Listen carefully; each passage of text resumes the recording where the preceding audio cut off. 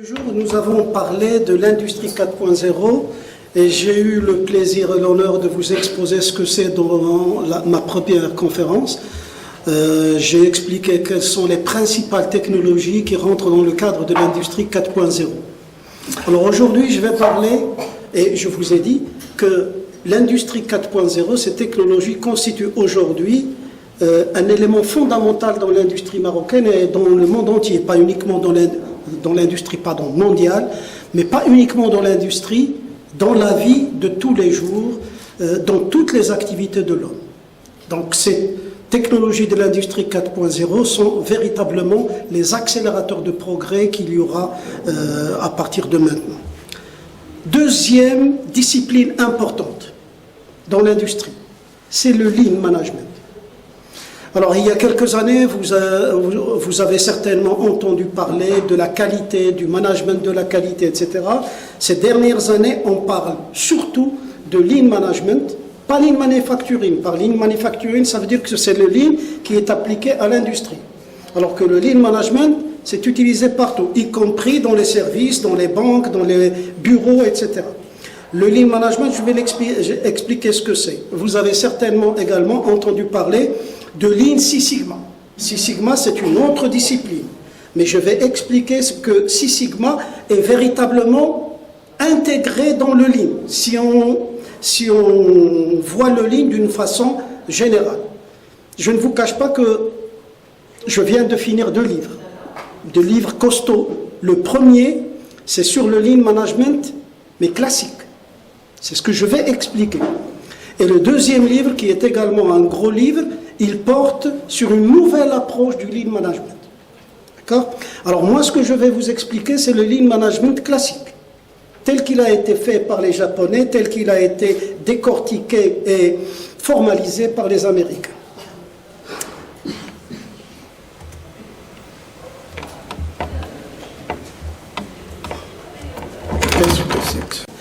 Durant ces 2 jours, d'abord, je vais expliquer ce que c'est que le lean. Le terme lean en anglais, ça veut dire quoi? Maigre. D'accord? Maigre, ça veut dire tout simplement quelque chose où il n'y a pas de gras. Il n'y a pas de superflu. D'accord? Ça veut dire quelqu'un qui est bien. Pas maigre totalement, mais quelqu'un qui est bien. Oui, d'accord. Quelqu'un qui est bien. Il faudrait que je reste à côté du micro. Et ce terme-là, ce sont les Américains qui l'ont donné. Ils ont donné un concept qui a été découvert au Japon. Et le lean management, le lean manufacturing correspond en fait à ce que les Japonais ont découvert avant et qui s'appelle TPS, Toyota Production System. C'est-à-dire que Toyota, à un moment donné, grâce à un ingénieur très connu désormais qui s'appelle Shingo, cet ingénieur a découvert tout un ensemble de techniques, de méthodes qui ont permis aux entreprises japonaises d'être beaucoup plus performantes que les entreprises occidentales. D'accord ? Et ceci a été décortiqué par une équipe, notamment par beaucoup de chercheurs, mais notamment par une équipe du MIT, Massachusetts Institute of Technology, qui y ont essayé, dirigés par Womack, qui ont essayé de décortiquer ces méthodes qui ont été découvertes par Shingo pour essayer de voir pourquoi et comment est-ce que les Japonais arrivent à fabriquer de bons produits à un prix plus bas que le leur. Et ils ont mis un certain nombre de concepts qu'ils ont formalisés, dont je vais vous parler. Alors, le Lean est une approche visant à réduire les gaspillages.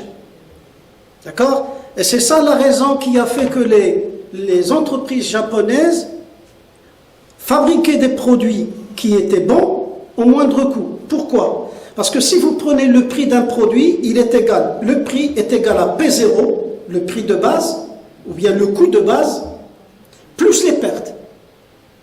Et l'enjeu, c'est que ces pertes-là soient réduites à 0. Les Japonais ont réussi de faire ça, les autres non. Donc c'est ça l'enjeu fondamental. D'accord? Et ce que les Japonais ont essayé de faire, c'est de faire en sorte que tous les gaspillages soient éliminés ou tout au moins réduits. Et que toutes les les activités qui sont sans valeur ajoutée soient éliminées. Je vous donne un exemple d'activité sans valeur ajoutée.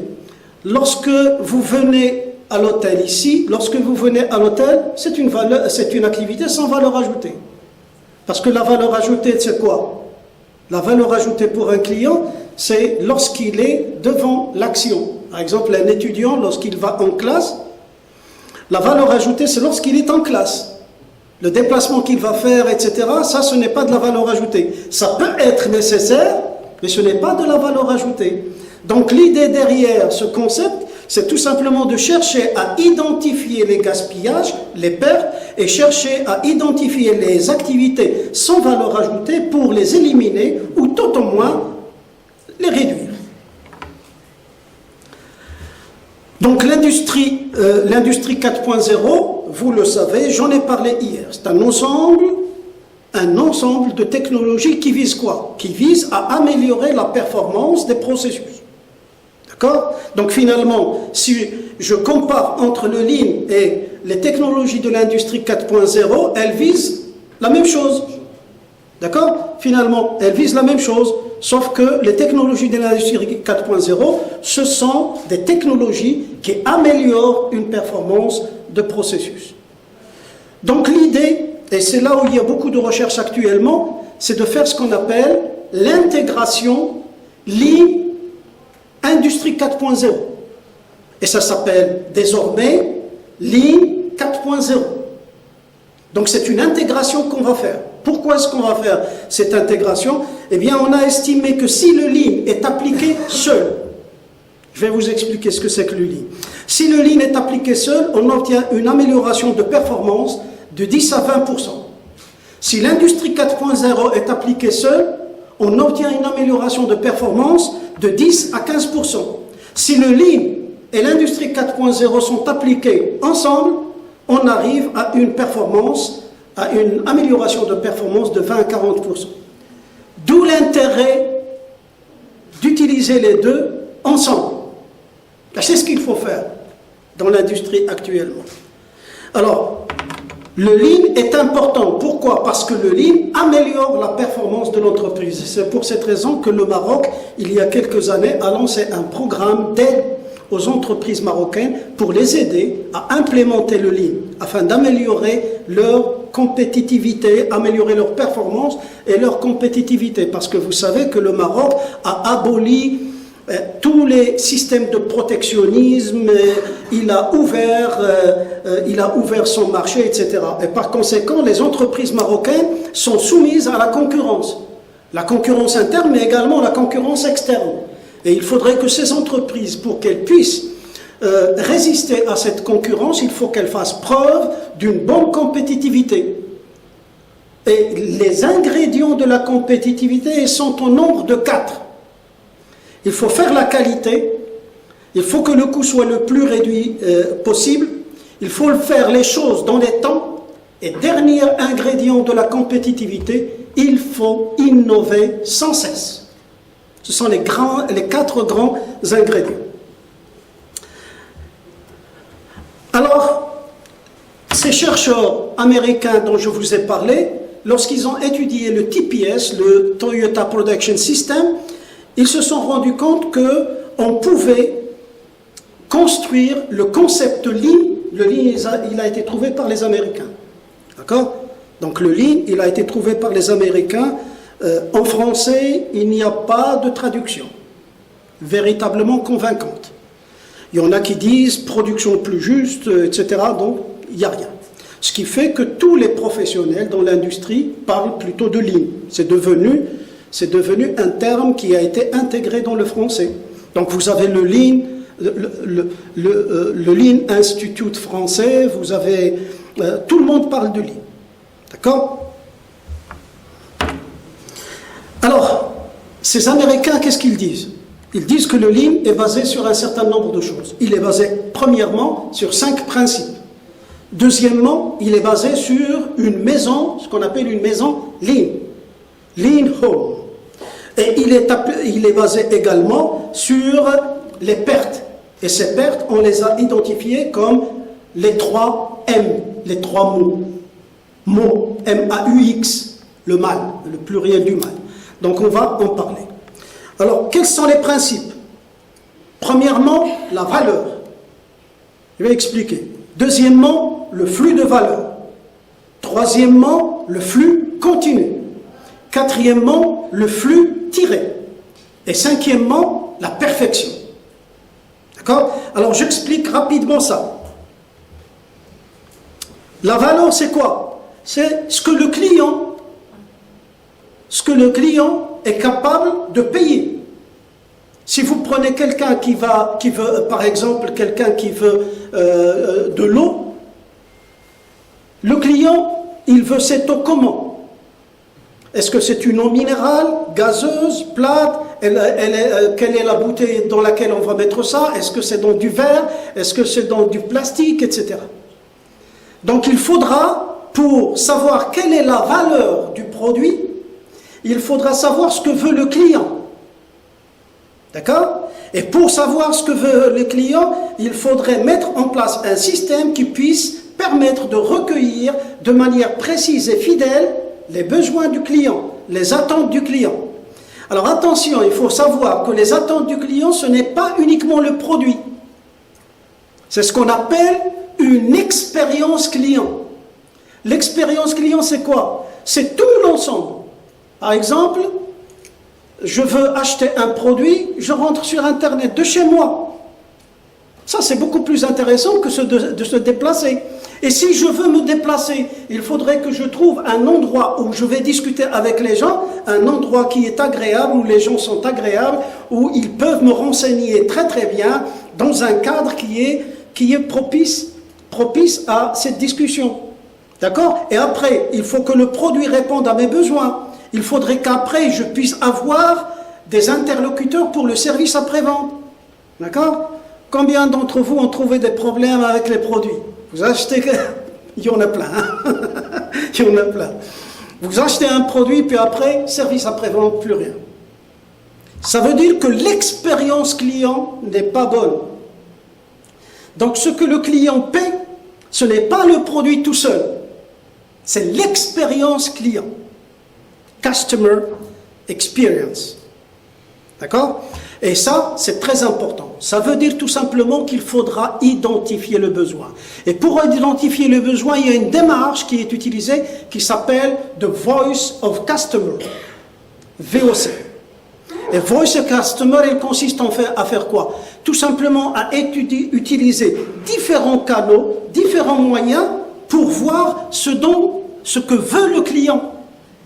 Il y a des enquêtes qui peuvent être faites, il y a des messages que l'on peut avoir avec les clients, on peut leur téléphoner, etc.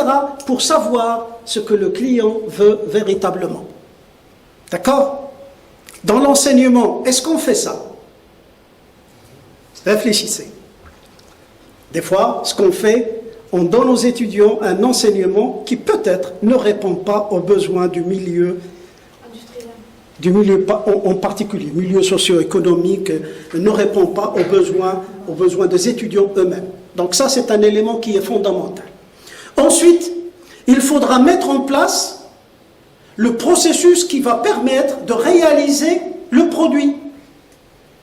Donc il faut créer un flux de valeur. Conception, approvisionnement, fabrication, etc.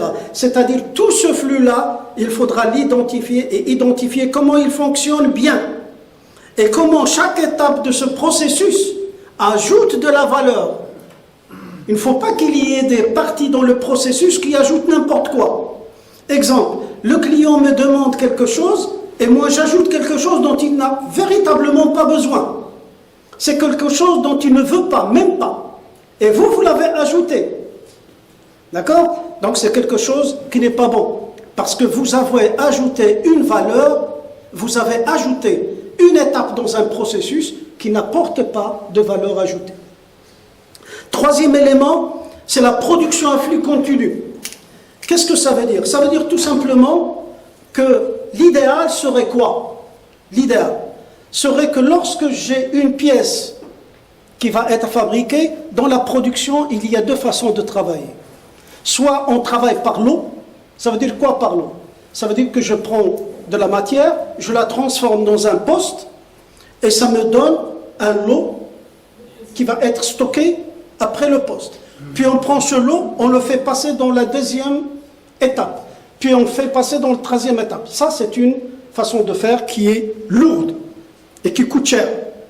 Pourquoi est-ce qu'elle coûte cher? Elle coûte cher parce qu'il y a du stockage, et deuxièmement parce que la durée de fabrication va être longue. Ce qu'on appelle le lead time. D'accord? Quel est l'idéal? L'idéal, tout simplement, c'est que la pièce passe d'une étape à l'autre, pièce par pièce. Pièce par pièce, je vais vous montrer ça sur un schéma. Ce sera beaucoup plus clair.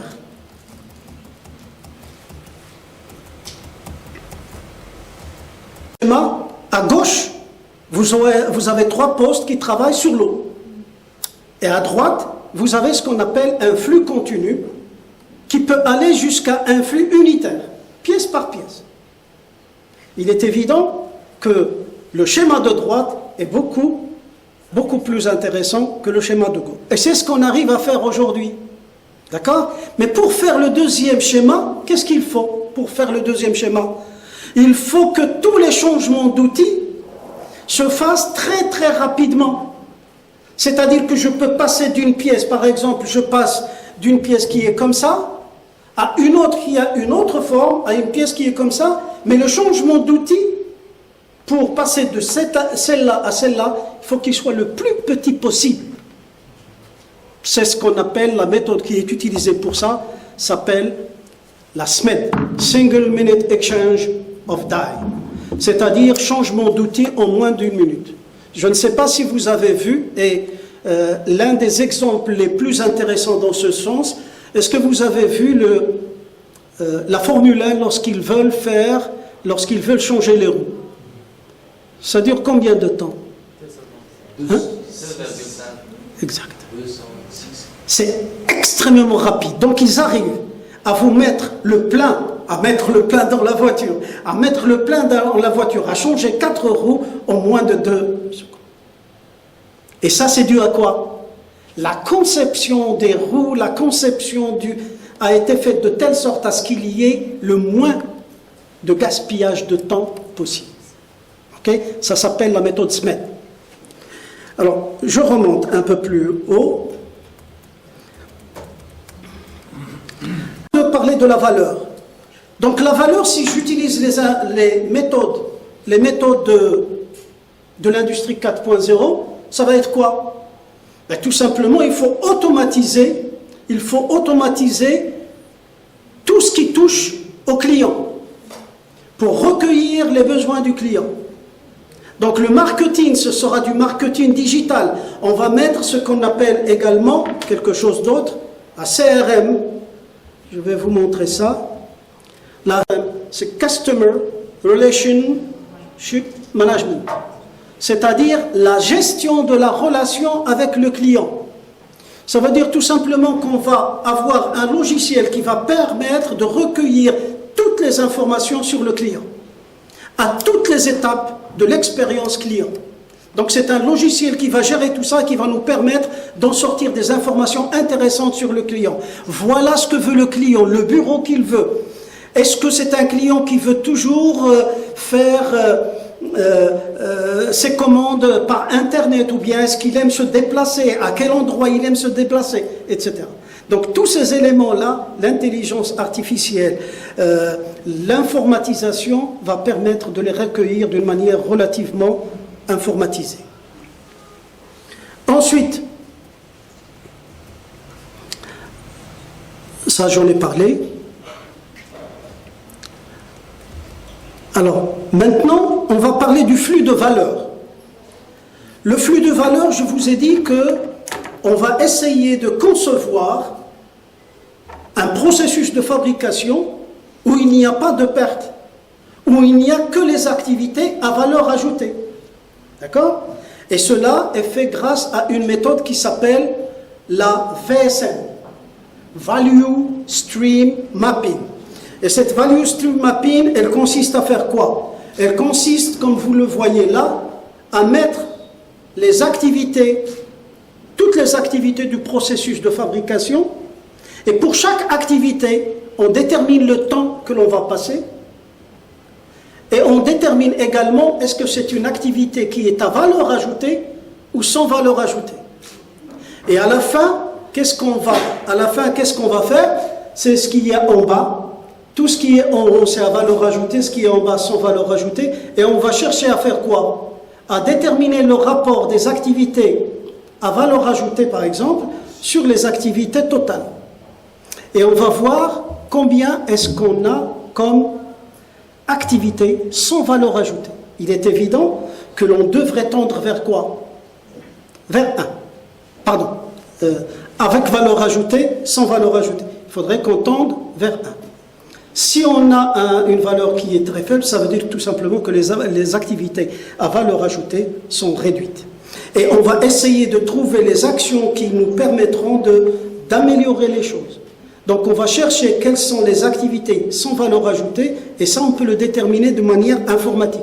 C'est ce qui est fait d'ailleurs. Ça c'est un logiciel qui permet de tracer le processus de fabrication et de déterminer les activités sans valeur ajoutée pour essayer de les réduire. Ensuite, le flux continu. Le flux continu, c'est ce que j'ai expliqué. D'accord? Il faudrait qu'on arrive à avoir des pièces qui se déplacent et il n'y a pas d'arrêt. Alors, quelque chose dont a parlé un conférencier, je ne me rappelle plus lequel, il a parlé de goulot d'étranglement. Si vous prenez un processus de fabrication, quel qu'il soit, il y a toujours dedans un goulot d'étranglement. Ça veut dire une machine qui est moins rapide que les autres, qui a une capacité plus petite que les autres. Comment est-ce qu'on va la découvrir? Simple. C'est que cette machine-là, étant donné qu'elle est moins rapide que les autres, qu'est-ce qui va se passer? Ben, il y aura devant un stock qui va se former. D'accord? Donc un stock qui va se former et qui par conséquent va ralentir tout le processus. Or notre objectif c'est quoi? C'est que le processus soit fluide, complètement, soit continu, fluide. Donc il y a une théorie qui existe, c'est la théorie, ça s'appelle TOC, Theory of Constraints, la théorie des contraintes qui permet, il y a toute une réglementation qui est faite à l'intérieur, qui permet de savoir comment identifier donc ces goulots d'étranglement et comment il faut améliorer pour que les goulots d'étranglement disparaissent. Donc vous avez un goulot d'étranglement, vous trouvez des solutions pour qu'il ne soit plus goulot d'étranglement, peut-être en améliorant la maintenance ou en améliorant autre chose, et puis après il ne devient plus goulot d'étranglement, c'est un autre qui va devenir goulot d'étranglement, et il faut agir de poche en poche. Et avec l'industrie 4.0, ben, on va découvrir ça relativement rapidement. Comment? Ben, tout simplement en identifiant les endroits où il y a des goulots qui se forment. Et on va même éviter qu'ils se forment. D'accord? Avec la vision artificielle, avec les capteurs qui existent, on va pouvoir identifier quels sont les goulots et on va chercher à les éliminer. Le flux tiré, c'est quoi? Le flux tiré, il y a deux façons de produire. Il y a les flux poussés, ça veut dire tout simplement que vous avez des machines ou un processus de fabrication, ils fabriquent un certain nombre de produits, ils sont stockés, et puis ils vont passer chez le client. D'accord? Donc le problème du flux poussé, c'est qu'il y a toujours des stocks. Toujours des stocks. Alors, le flux tiré, ça veut dire quoi? Le flux tiré, ça veut dire que c'est le post-aval qui va tirer la production du post-amont. C'est un petit peu comme au restaurant. Lorsque vous allez au restaurant, est-ce que vous allez trouver de la nourriture, sauf les restaurants, hein. Lorsque vous allez à un restaurant, vous avez le serveur qui va venir, il va vous demander ce que vous voulez, vous lui dites ce que vous voulez, et il va prendre la commande que vous avez faite, il va aller à la cuisine, il va la mettre là, et puis le cuisinier va fabriquer donc le plat, et il va vous l'amener. Donc ça, c'est un flux tiré. D'accord? Donc on ne produit le plat qu'après la commande. Et c'est ce qui se passe dans l'industrie aujourd'hui. Ça veut dire qu'on ne lance la fabrication qu'au moment où on a besoin de pièces, avec la quantité dont on a besoin, et on lance la commande vers le processus amont. Alors, la méthode qui est utilisée pour cela s'appelle le Kanban. Alors, je vous explique ce que c'est que le Kanban et comment est-ce qu'il peut être... Attendez, parce que j'essaie de mélanger les choses. Voilà. Je vais passer au Kanban. C'est très simple.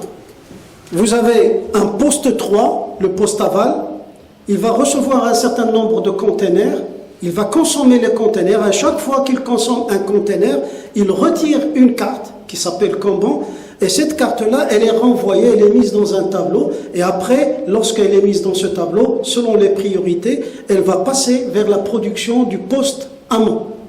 C'est-à-dire qu'on ne produit un container au poste 2 que lorsqu'il y a un container qui a été consommé au poste 3, qui est en aval. Eh bien, cette méthode-là, elle peut être informatisée totalement. On continue à utiliser la méthode papier, mais aujourd'hui, tout est informatisé. C'est-à-dire que vous avez la machine qui est en aval, elle peut informer la machine qui est en amont qu'elle a terminé l'opération. Nous pouvons également avoir des containers intelligents qui indiquent qu'ils sont vides et qu'il faut fabriquer un autre container, etc.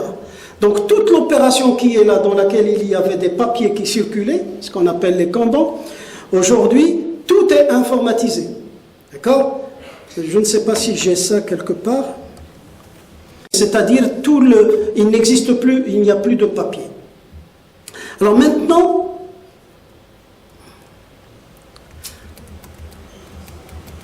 c'est ce que je viens d'expliquer. Maintenant, je passe à quelque chose d'autre qui constitue les fondements du lean management.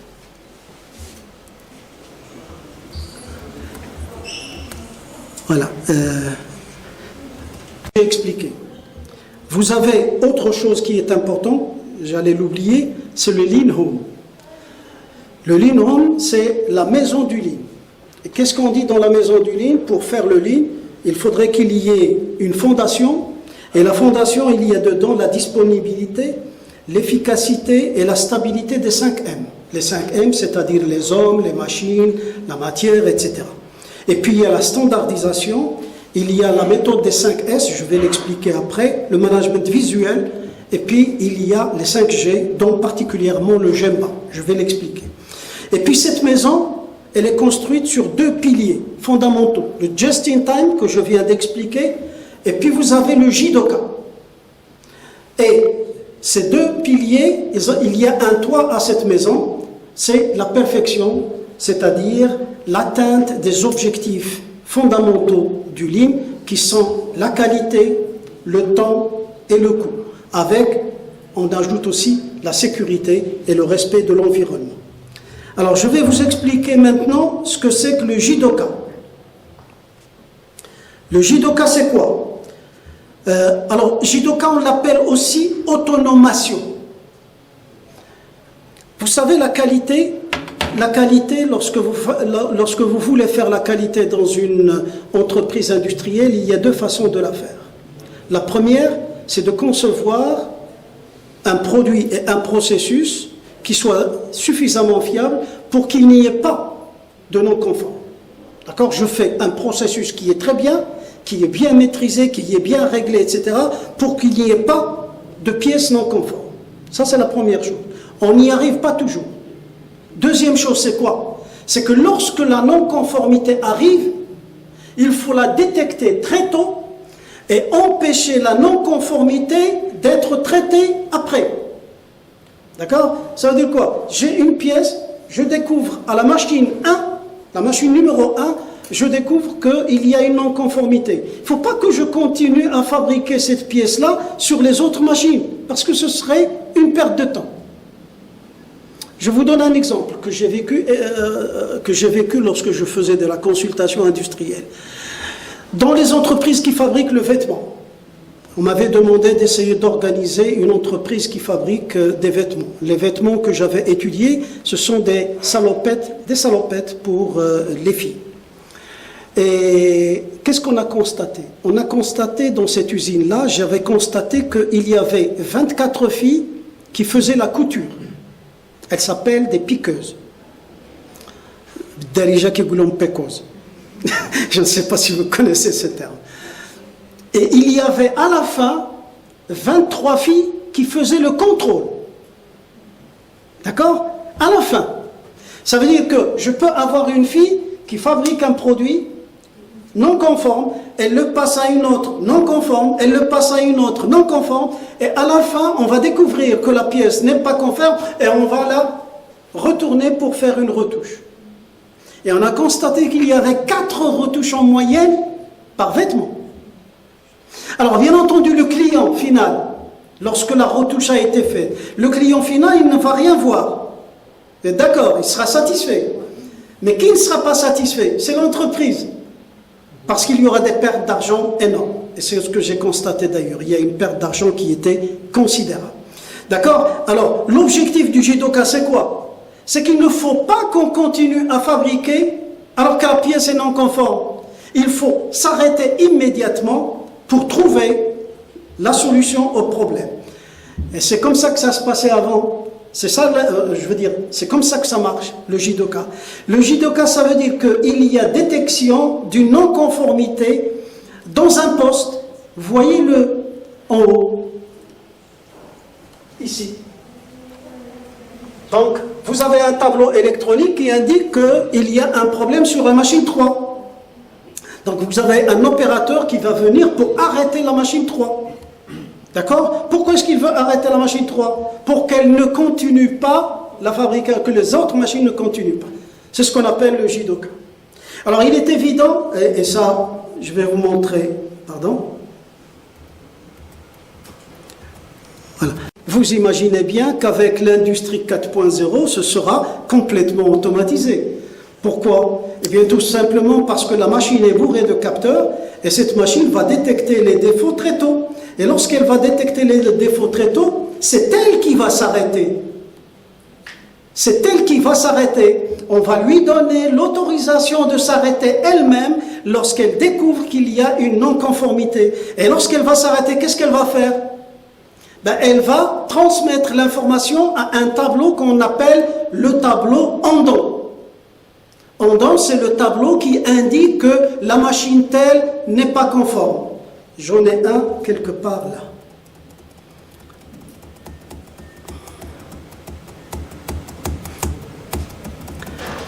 Vous voyez? Dans ce schéma-là, vous avez pratiquement tout. Donc l'andon, ce sont ces couleurs-là, ces lumières qui sont là. C'est ça ce qu'on appelle un landon. Alors, aujourd'hui, dans les entreprises industrielles performantes, il y a un andon au-dessus de chaque machine. D'accord? Donc si la machine y a un problème, il y a une lumière rouge qui va s'allumer. Et il y a une information qui va être transmise à un tableau électronique ou à un ordinateur qui va indiquer que sur la machine telle, il y a un problème.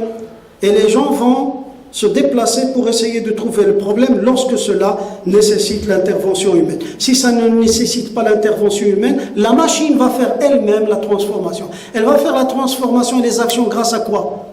Ce que nous avons vu dans la première conférence, les CPS. D'accord? Les Cyber Physical Systems.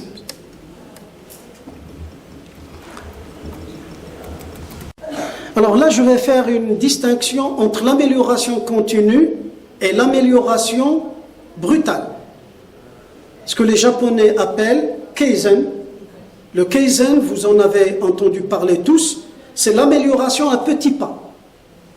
Exemple, votre téléphone portable, il y a du Kaizen tout le temps.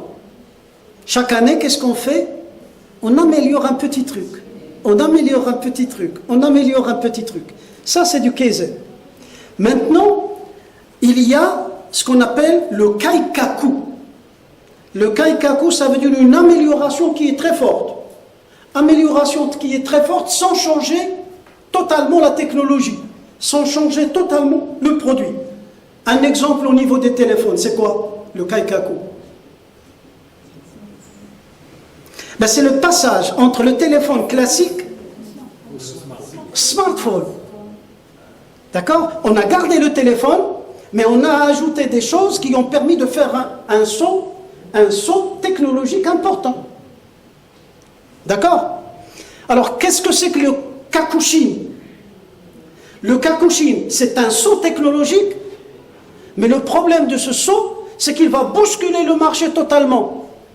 Il va changer carrément la technologie. Un exemple, je vais vous montrer, c'est comme ça. Le Kaizen, petit marteau, d'accord? Le Kaikaku, un gros marteau, et puis le Kakushin, c'est carrément le marteau-piqueur.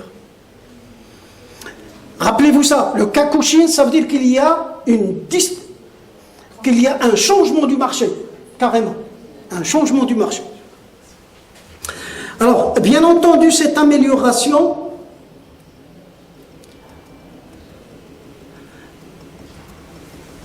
le Kaizen, comment est-ce qu'il va être fait? C'est de l'amélioration. Et lorsqu'on fait de l'amélioration, il faudra faire appel à l'intelligence humaine. Est-ce que l'intelligence artificielle pourra remplacer ou intervenir là-dedans? Oui. Et on commence déjà à faire ça. Ça veut dire tout simplement que lorsqu'on identifie un problème, il peut être identifié et grâce à l'intelligence artificielle, on peut chercher à trouver des solutions. Et qu'est-ce qui nous aide là-dedans? Ce qui nous aide là-dedans, c'est un autre domaine que vous connaissez peut-être. C'est le KM, Knowledge Management. Vous connaissez ou pas? Le Knowledge Management, c'est tout simplement les connaissances qui sont gérées dans une entreprise. Et c'est une accumulation de connaissances qui sont faites sur les méthodes qu'on a utilisées pour résoudre des problèmes, sur des solutions technologiques. Donc en fait, c'est une mémoire de l'entreprise. Et cette mémoire de l'entreprise, elle est à la disposition de tout le monde pour résoudre les problèmes. J'ai été invité à Renault en France, dans le centre de développement des voitures. C'est le grand centre de développement des voitures. Et ils m'ont fait visiter, lorsque j'étais encore directeur de l'EMI, ils m'ont fait visiter un laboratoire. Ce laboratoire, qu'est-ce qu'il y avait dedans? Très simple. Il y avait des voitures qui n'ont rien à voir avec Renault. C'est des voitures concurrentes de Renault. Et qu'est-ce qu'il faisait? Il ouvrait la voiture totalement, il la décortiquait totalement. Avec des personnes qui ont de l'expérience. Et il rédige des notes sur chaque élément. Voilà comment on fait Volkswagen, voilà comment on fait Porsche, voilà comment on fait... Et ils mettent ça dans le logiciel de gestion des connaissances. Pour que tous les ingénieurs puissent avoir connaissance de cela. Donc là, le Kaizen 4.0 peut être fait d'une manière tout à fait améliorée. Alors maintenant, je vais parler de certaines choses qui sont également importantes dans le Kaizen. Dans le Lean. C'est la standardisation. Qu'est-ce que ça veut dire la standardisation? Alors, il y a deux termes il faudra faire la distinction entre deux termes. Vous avez la standardisation qui consiste à standardiser des machines, des éléments de machine. Je donne un exemple. Vous avez des canalisations 20, 30, 40 qui alimentent une machine. Eh bien, vous allez chercher à voir est-ce qu'il y a possibilité de n'utiliser qu'une seule canalisation, un seul type de canalisation. D'accord? Pourquoi est-ce qu'on cherche à faire ça? Tout simplement pour qu'au niveau des achats, au niveau du stock, je ne traite qu'une seule référence et pas trois références. C'est quelque chose qui est fait, par exemple, je me rappelle, la Samir, ils avaient 48 types d'huile de lubrification, 48. Et ils ont fait des études, et à la fin de l'étude, sur les caractéristiques des huiles, ils ont trouvé qu'ils n'ont besoin finalement que de 8 types d'huile. 8. Alors vous imaginez le gain? Considérable. D'accord? Et ça s'appelle une opération de standardisation qui est très très utilisée dans la gestion des stocks et des approvisionnements. La standardisation dont je parle, c'est l'élaboration de standards. Standards de travail. Une entreprise qui n'a pas de standard de travail est une entreprise qui n'a pas de mémoire, est une entreprise qui marche d'une manière catastrophique, désordonnée. Je vous donne un exemple encore. Au début de ma carrière, il y avait une entreprise qui m'avait demandé d'améliorer la maintenance. C'est une entreprise qui fabrique du papier. CMCP. Non, pas CMCP, c'est durable. C'est durable, près de Knetra. Oui, oui, voilà. Il m'avait demandé de régler ça. Et le directeur technique était un ancien d'ailleurs de l'école Mohammedia, et il me connaissait, donc il m'a dit, je vais te faire visiter pour voir. Et puis, il m'a dit, là, j'ai une équipe de maintenance électrique. Ils sont bien organisés. Là, j'ai une équipe de maintenance mécanique, désordonnée totalement. Je lui ai dit, mais écoute, on est dans une même entreprise, il faut standardiser tout ça. Et qu'est-ce que ça veut dire un standard? Élaborer un standard. Ça veut dire tout simplement que pour chaque activité qui est faite dans l'entreprise, il faudra définir comment la faire d'une manière efficace, efficiente. D'accord? Comment la faire? Ça ne veut pas dire qu'on va faire un exercice de papier uniquement et remplir du papier puis ne pas l'appliquer. C'est ce qui se passe malheureusement dans la plupart des entreprises marocaines. Non, il faut rassembler les gens. Il faut voir ce qui se fait ailleurs. Il faut établir une bonne procédure. Et il faut que tout le monde l'utilise. Tous ceux qui sont concernés par ce standard, ils doivent l'utiliser. C'est un élément fondamental. Et c'est un élément qui a été à la base du développement de l'industrie japonaise et de l'industrie américaine, juste après la guerre. D'accord? D'ailleurs, les Américains, ils avaient développé tout un ensemble, c'est ce qui s'appelle le TWI, c'est-à-dire Training Within Industry. Et il est basé sur la formation à partir de standards. Okay? Alors, il est évident que l'informatisation de ça va se faire d'une manière très intéressante et beaucoup plus que ça. Ça va être très intéressant pour les gens. Pourquoi? Parce que si on standardise, si on numérise les standards, je peux très bien, grâce à la réalité augmentée, rappelez, la réalité augmentée, je peux arriver devant une machine et automatiquement sur mon écran ou bien sur ma tablette, j'ai la procédure qui va apparaître, le standard qui va apparaître et je vais l'appliquer point par point. C'est-à-dire que je n'aurai plus, comme cela est fait aujourd'hui, je n'aurai plus besoin d'aller transporter un tas de documents avec moi ou bien que les documents soient placés à côté du poste de travail. J'ai visité également la RAM. À un moment donné, j'avais visité la RAM, le centre de maintenance de la RAM. Vous savez que la maintenance des avions est quelque chose qui est bien formaté, bien réglé. Il y a des standards écrits, mais tout s'écrit. Il y a des standards qui sont écrits et lorsque vous arrivez à côté d'un technicien qui est en train de faire la maintenance, il a tout en mémoire. Mais le problème, c'est que la mémoire, elle peut fléchir. Donc vous avez à côté, il y a un dossier qui est placé à côté. Mais c'est un dossier qui est gros comme ça. D'accord? Qui est gros comme ça.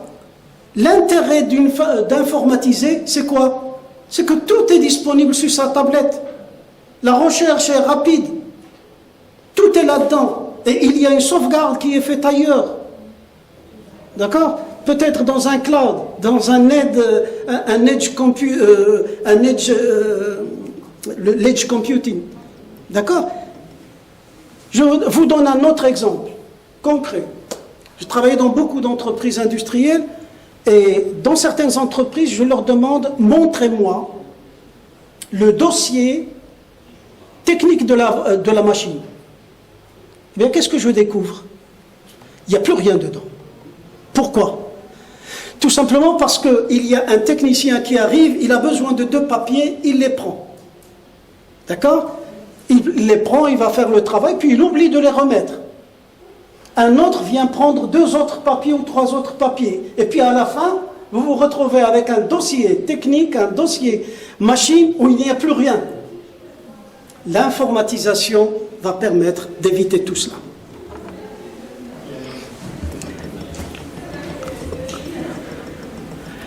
Alors, une chose qui est également importante, c'est la stabilité des 5M. Qu'est-ce que ça veut dire, la stabilité des 5M?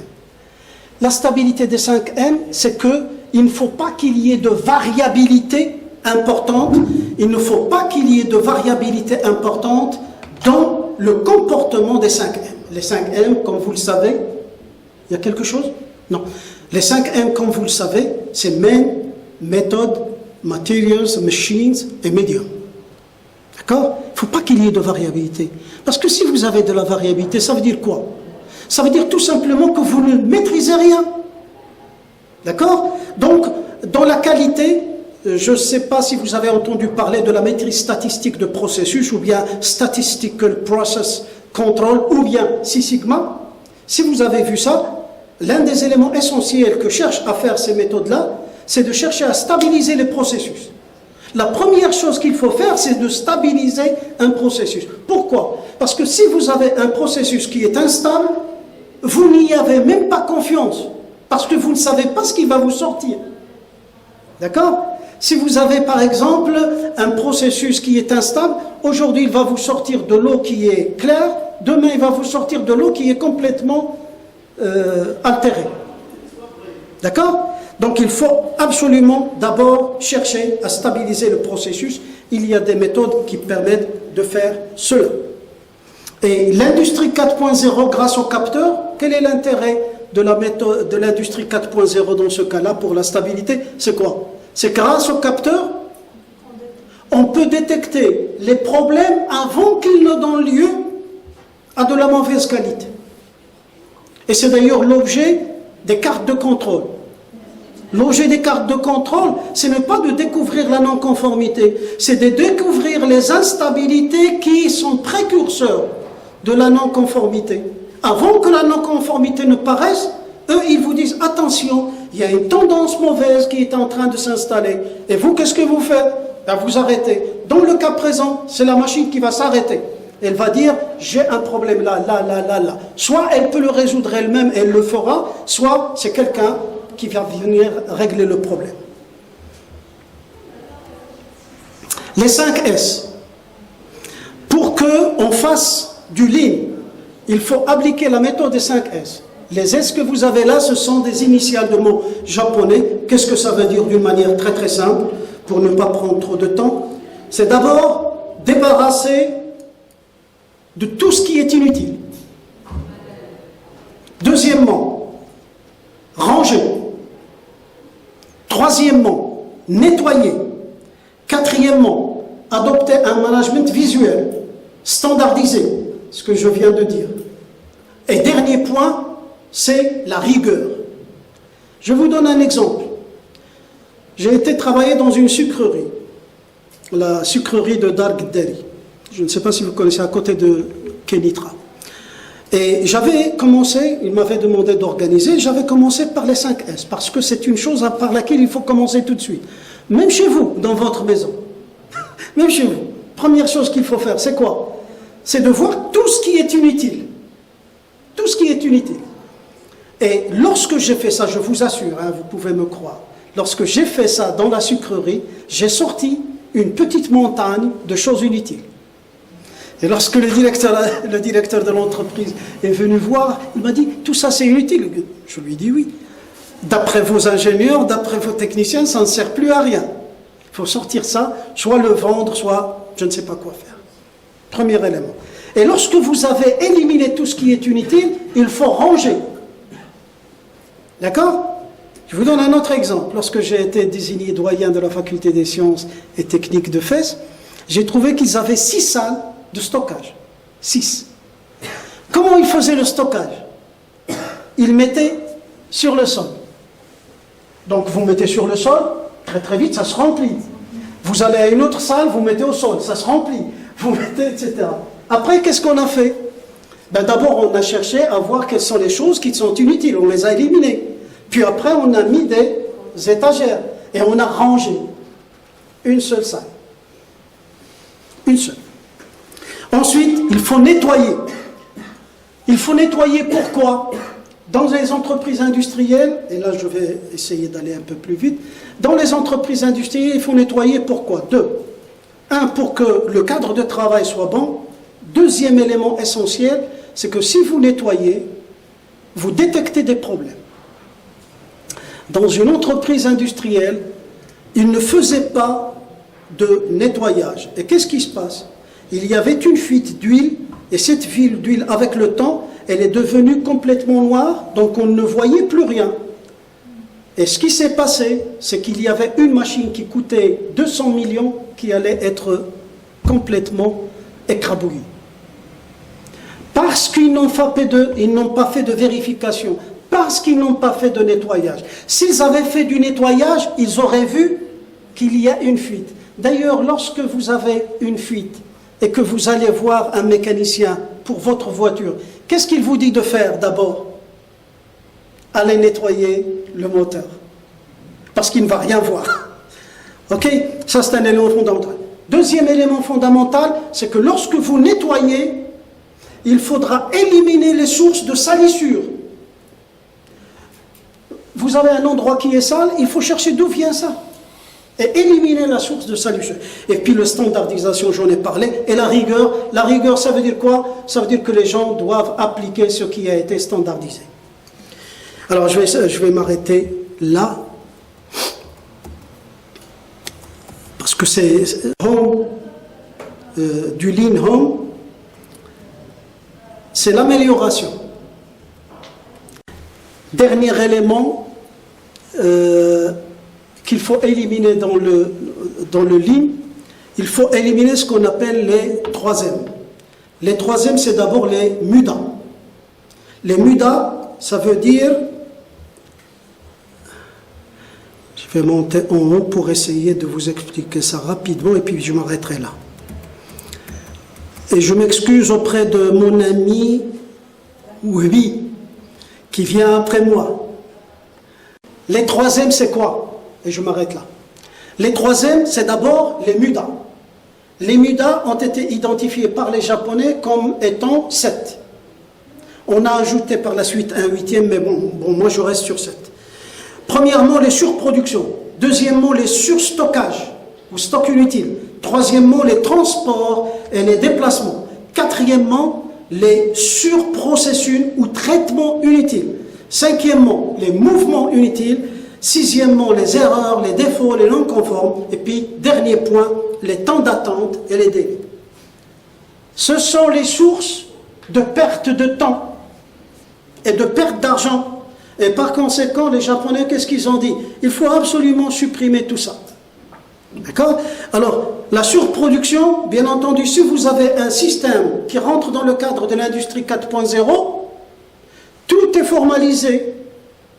Vous ne pouvez pas faire de la surproduction parce que tout est informatisé et la machine ne pourra pas fabriquer plus qu'il ne faut. Deuxièmement, le stockage. Nous avons vu que dans le lean, il faut travailler en flux tendu. Et le flux tendu, qu'est-ce qu'il cherche à faire? À éliminer les stocks intermédiaires. Et nous avons vu qu'il faut appliquer la méthode TOC, la Theory of Constraint, pour essayer de supprimer tous les stocks. Les transports et les déplacements. Transports et déplacements, c'est les déplacements de l'homme et les transports de l'homme. Comment est-ce qu'on va réduire ça? Vous l'avez vu. Il en a parlé. C'est les AVG. D'accord? Automated, les AGV. Automated Guided Vehicle. D'accord? Aujourd'hui, ils sont utilisés partout. Ça veut dire que vous avez des robots ce sont les robots qui vont vous apporter les pièces dont vous avez besoin. Les kits de pièces, si vous allez dans une entreprise de fabrication de voitures, vous avez des robots qui se déplacent. Les robots, il y a un film qui est passé, un robot qui va se déplacer, qui va vous amener les pièces dont vous avez besoin. Donc vous n'avez pas à vous déplacer. Ça, c'est une première chose. La deuxième chose, c'est qu'aujourd'hui, on fait des unités de fabrication qui sont en forme de U. D'accord? En forme de U. Donc la personne qui va travailler, elle a un U autour d'elle et elle ne se déplace pas beaucoup. D'accord? Alors tout ça, l'industrie 4.0 pourra également le déterminer. Les mouvements inutiles, ça c'est de l'ergonomie. Je ne sais pas, quelqu'un en a parlé. De l'ergonomie, c'est de faire en sorte qu'il n'y ait pas de mouvement inutile. Et des fois, ça peut conduire à des pertes considérables. Vous savez, lorsque vous avez quelqu'un qui fait juste comme ça, il se fatigue et il perd du temps. Avec Renault, une fois, on a travaillé avec eux et on a trouvé qu'il y avait sur les voitures, des gens qui, pour placer des pièces, ils font comme ça. D'accord? Qu'est-ce qu'on a fait? On leur a dit qu'il faut mettre un petit escabeau. 3 marches. D'accord? Donc il monte rapidement et il fait sans se fatiguer. Et il y avait un gain considérable de voiture. Parce qu'il y a un gain considérable de temps. Ça, c'est ce qu'on appelle l'ergonomie. L'ergonomie, c'est adapter le poste de travail à l'homme, de trouver les moyens pour qu'il ne se fatigue pas, pour qu'il ne perde pas de temps. Et ça, c'est quelque chose qui est également introduit dans l'industrie 4.0 parce qu'il y a des méthodes qui sont formalisées, qui sont informatisées, qui vous permettent de déterminer, de calculer tous les mouvements que vous faites. Donc, tous les mouvements que vous faites, on sait combien ça prend de temps, quel est le degré de fatigue pour déterminer un travail tout entier, comment il est fait. Et autre chose qui est intéressant, dans tout ce que j'ai dit, il y a quelque chose qui aujourd'hui est utilisé, ce sont le jumeau numérique. D'accord? Même dans le travail de l'homme. Donc vous créez un jumeau numérique, et ce jumeau numérique, on va lui montrer comment faire un travail, et on va tout calculer. Tout calculer. Puis par la suite, on va voir est-ce qu'il y a fatigue, il n'y a pas fatigue, combien de temps on fait pour réaliser un travail. Les jumeaux numériques vont être très utiles dans ce cas-là. Les temps d'attente, les sous-utilisations de compétences, ça c'est un 8e point. Ensuite, dernier élément, les mûris. Les mûris, ce sont les surcharges. C'est lorsque vous avez des gens qui travaillent trop, qui travaillent au-delà. Soit les gens, soit les machines. Lorsque vous avez une machine ou un homme qui travaille plus que la capacité, qu'est-ce que ça entraîne? Par la suite, une baisse de rendement et des problèmes. Dernier élément, et je m'arrêterai là, c'est les muras. Les muras, ce sont les instabilités dont j'ai parlé il y a un instant. D'accord? Il faudra éviter de mettre en place des instabilités, d'avoir des 5M qui sont instables. Vous avez quelqu'un qui a une... les machines, on sait. Hein? Les machines, il y a une instabilité à cause du fonctionnement, à cause de la maintenance, etc. Mais les hommes, eux aussi sont instables. Il ne faut pas mettre quelqu'un dans un endroit où il ne peut pas être à l'aise. Je vous donne un exemple concret qui est rigolo. Il y avait une fille qui travaillait avec moi à l'école Mohammedia, qui est sortie de l'école génie mécanique, une fille qui est brillante. Puis le premier poste de travail qu'elle a trouvé, c'est aux brasseries du Maroc. Puis elle m'a appelé, monsieur, ils m'ont proposé un poste aux brasseries du Maroc. Moi, je ne veux pas fabriquer de la bière. Donc, elle ne peut pas travailler, et si elle allait travailler dans cet endroit-là, elle ne serait pas efficace du tout. Ok? Écoutez, je vous remercie, c'est très long, il y a beaucoup de choses, mais je m'arrêterai là. Merci beaucoup. On peut prendre des questions, Professeur, pour cette présentation. J'ai 2 petites questions. La première concerne la valeur ajoutée et la deuxième concerne la méthode Kanban. Concernant la valeur ajoutée, vous avez dit tout à l'heure l'importance de cette composante dans le Lean 4.0. Donc il faut aller chercher le besoin du client. D'accord? Des fois, on a souvent des clients qui n'arrivent pas à exprimer bien leurs besoins. Est-ce que peut-être c'est beaucoup plus judicieux de comprendre cette malcompréhension d'exprimer le besoin, ou même aller un peu plus loin et de créer le besoin carrément? Donc, avant, il n'y avait pas le téléphone portable, on n'en avait pas besoin. Maintenant, c'est un réel besoin. Est-ce que dans les méthodes modernes, c'est pas beaucoup plus judicieux d'aller vers ce pas de créer le besoin. C'est la première question. La deuxième concerne la méthode Kanban. Donc vous avez dit que ça permet une gestion facile, fluide du processus et ça évite le stock. Est-ce que cette méthode Kanban permet de répondre aux situations d'urgence? Là, en fait, quand j'ai les commandes, c'est bien, donc je fabrique en fonction des commandes, mais si j'ai énormément de commandes en même temps, dans une situation d'urgence, comme on a eu, par exemple, dans la pandémie de Covid, la première fois où il y avait la pénurie des masques, c'est les entreprises qui avaient beaucoup de stocks qui ont généré des profits. Donc, est-ce qu'il y a la deuxième partie des standards pour répondre à des situations d'urgence? Parce que là, il y a des limites pour la méthode Kanban. D'accord. Merci. Alors, les besoins. Lorsqu'on traite les besoins, il y a ce qu'on appelle les besoins explicites et les besoins implicites. Les besoins explicites, ce sont ceux qui sont explicités par le client. Les besoins implicites, ce sont les besoins qui sont déterminés par l'entreprise elle-même. Et ça, c'est important. Hein. Et je connais ça très très bien, parce que lorsque j'étais encore prof, j'allais voir les entreprises industrielles pour leur demander leurs besoins pour faire de la formation continue ou bien pour faire de l'accompagnement. Très souvent, ils ne savent pas. Je vous le dis. Très souvent, ils ne savent pas. Et par conséquent, c'était à nous de leur expliquer ce qu'on leur propose et quel est l'intérêt et le résultat qu'ils peuvent en tirer. D'accord? Donc ça, il y a les besoins explicites et les besoins implicites. Ça veut dire que l'entreprise va faire preuve d'imagination pour déterminer les choses qui ne sont pas formulées par le client. Vous savez, lorsque vous allez à une voiture, est-ce que le client va vous parler de sécurité? Non. C'est implicite. Est-ce qu'il va vous parler de silence de la voiture, etc.? Non. Mais c'est vous qui devez réfléchir à tout ça.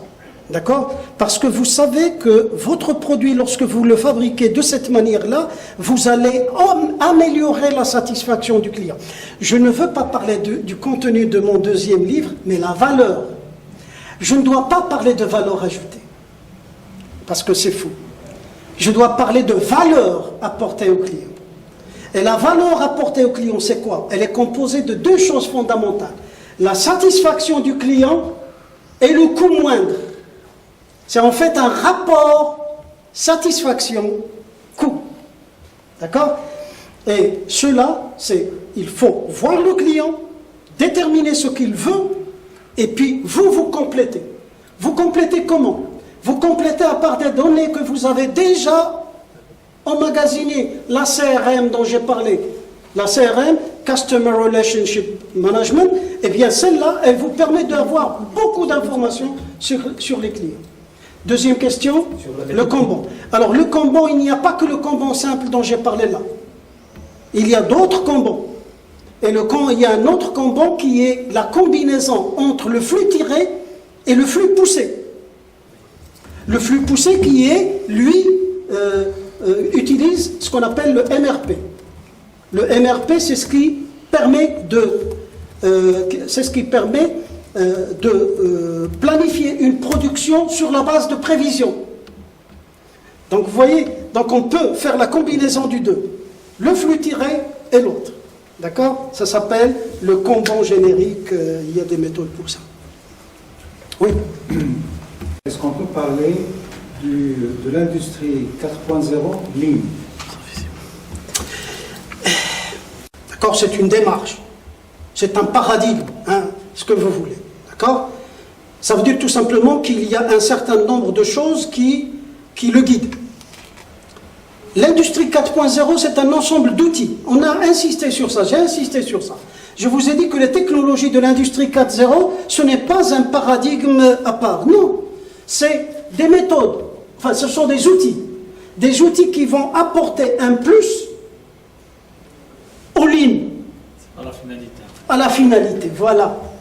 À la performance. Il faut faire attention à ça, c'est très important. Ce n'est pas une finalité, l'industrie 4.0. La finalité, je dirais bien que la finalité, c'est le lean. Et le 4.0 qui vient s'ajouter, c'est pour le booster encore plus. L'exemple, c'est d'acheter un Gmao, mais ne travaille pas avec. Tout simplement. D'accord? Faites attention, s'il vous plaît. Ce sont des technologies, des outils qui viennent améliorer. Ce n'est pas la finalité. Vous pouvez avoir une usine complètement informatisée, mais au niveau performance, zéro. Parce qu'elle n'a pas été organisée, parce qu'on n'a pas réglé le problème de flux, parce qu'on n'a pas réglé les problèmes de valeur, parce qu'on n'a pas déterminé la valeur que le client souhaite avoir, etc. D'accord ?